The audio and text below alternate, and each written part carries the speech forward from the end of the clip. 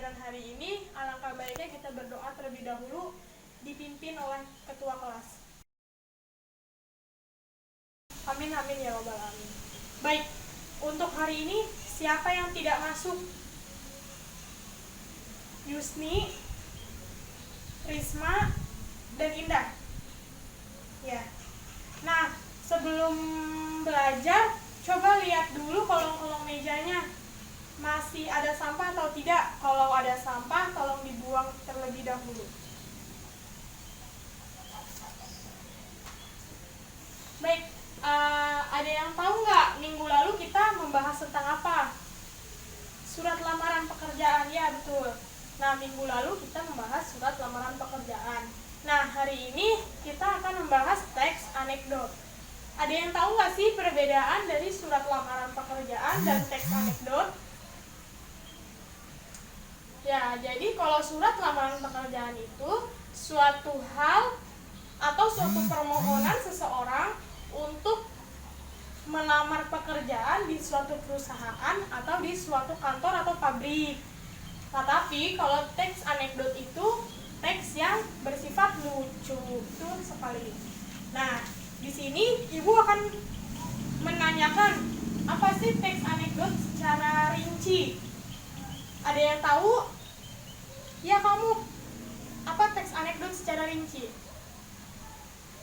Ya, teks anekdot yang bersifat lucu merupakan cerita yang singkat dan pengalaman pribadi. Betul. Jadi di sini teks anekdot itu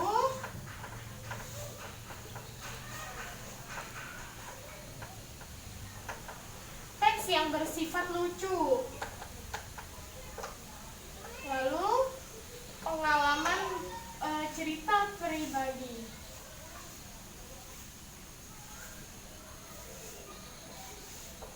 Dan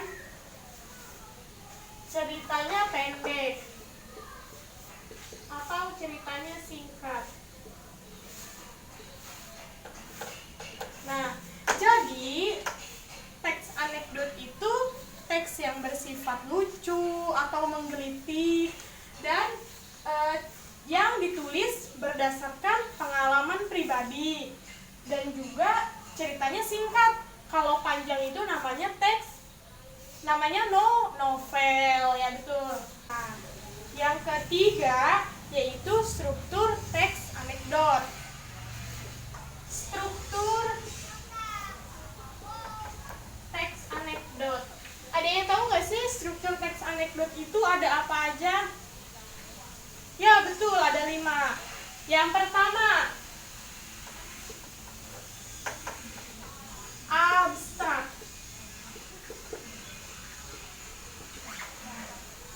Apa sih abstrak itu? Ada yang tahu nggak? Ya, jadi abstrak itu bagian dari awal paragraf yang berfungsi untuk menggambarkan seluruh isi teks yang ada di cerita tersebut. Jadi abstrak itu gambaran awal dari teks tersebut.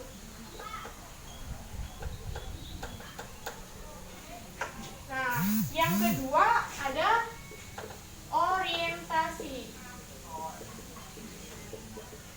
Nah, ada yang tahu nggak sih orientasi ini apa? Ya, betul. Bagian awal kejadian yang terdapat dalam teks anekdot tersebut. Jadi orientasi ini adalah bagian awal yang terdapat dalam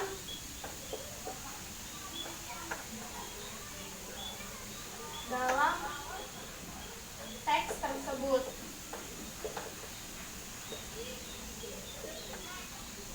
Nah, yang ketiga ada krisis. Apa sih krisis itu? Krisis itu yaitu suatu permasalahan yang ada dalam teks tersebut. Jadi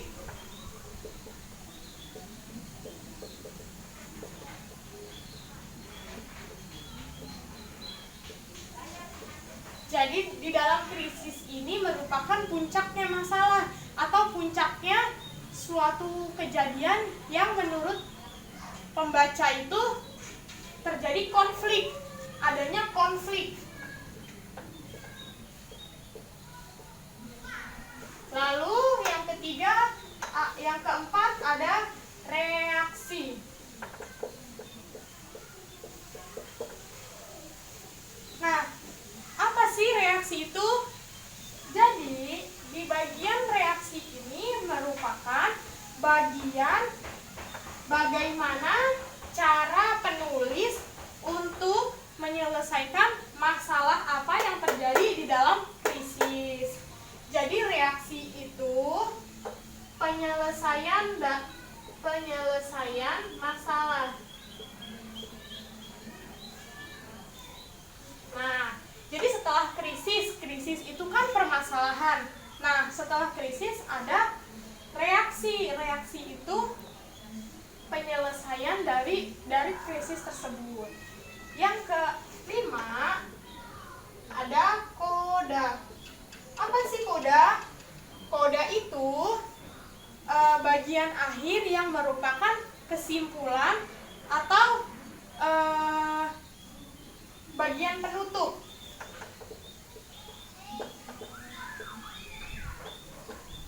Nah, jadi di sini teks anekdot itu terdiri dari 5 struktur. Yang pertama abstrak, yang kedua orientasi, yang ketiga krisis, yang keempat reaksi, dan yang kelima koda. Di sini juga ada unsur-unsur dalam teks anekdot.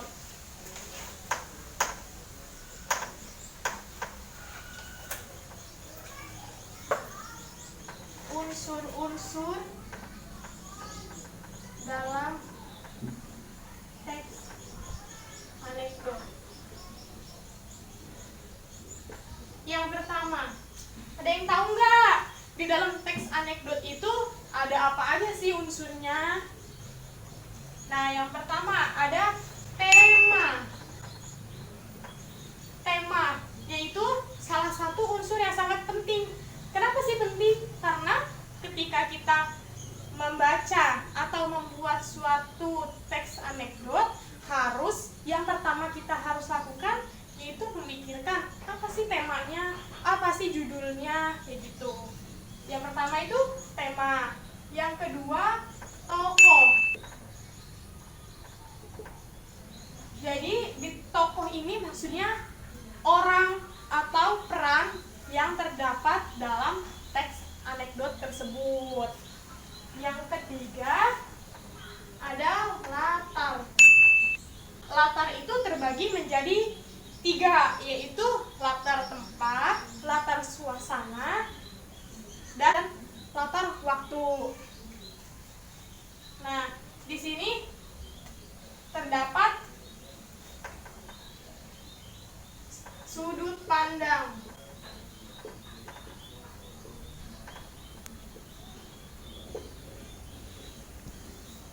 Nah, jadi sudut pandang itu gagasan atau ceritanya. Jadi maksudnya sudut pandang dari cerita ini ada 2. Jadi sudut pandang orang pertama atau sudut pandang orang kedua ataupun orang ketiga. Nah, di sini kita akan mengetahui sudut pandang jika kita sudah membaca teks tersebut. Yang kelima, gaya bahasa.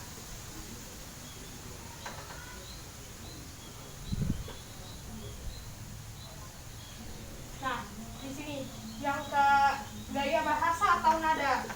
Nah, di sini kita bisa mengetahui gaya bahasa atau nada di dalam teks itu jika kita membaca suatu dialog atau suatu percakapan yang terdapat dalam teks anekdot tersebut.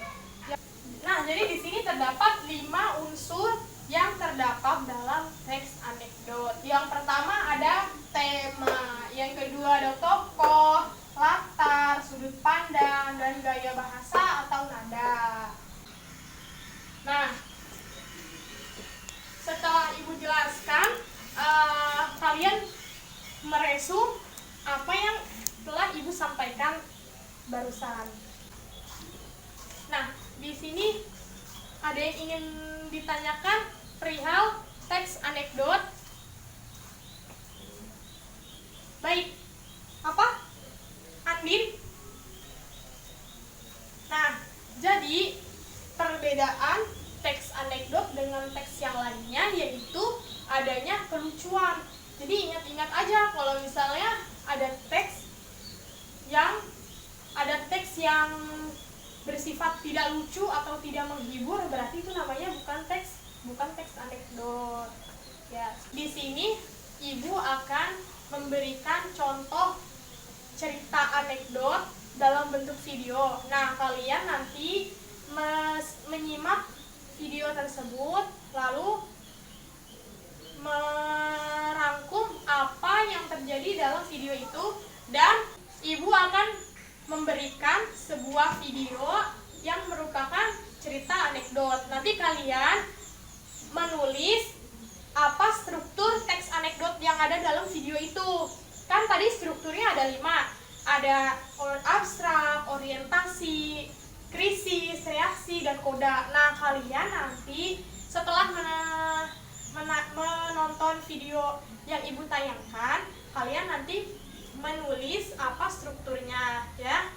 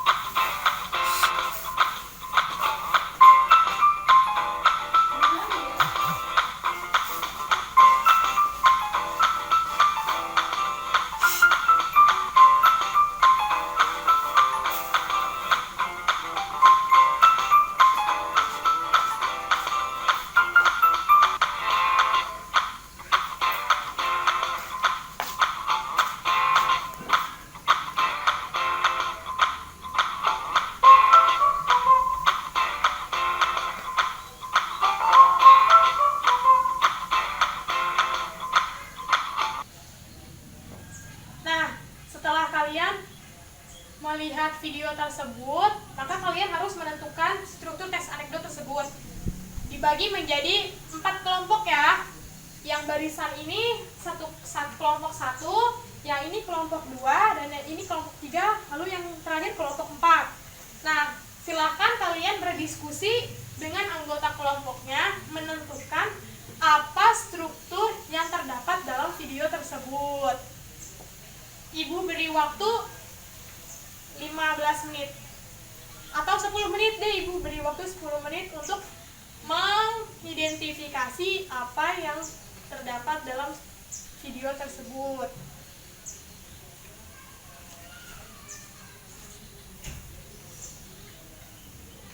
Nah, jika sudah, kalian mempresentasikan di depan kelas. Yang pertama dari kelompok 1, silakan menampilkan hasil kerja kelompoknya di depan kelas.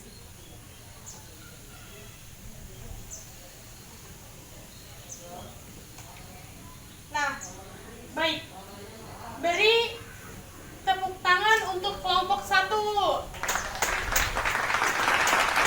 Nah, di sini kita sudah mengetahui apa yang terjadi dalam video tersebut. Nah, untuk kelompok 2, 3, dan 4 itu nanti kalian mempresentasikannya di minggu depan. Nah, cukup sekian pembelajaran hari ini. Ibu tutupkan dengan membaca hamdalah. Alhamdulillahirobbilalamin. Nah, jangan lupa ya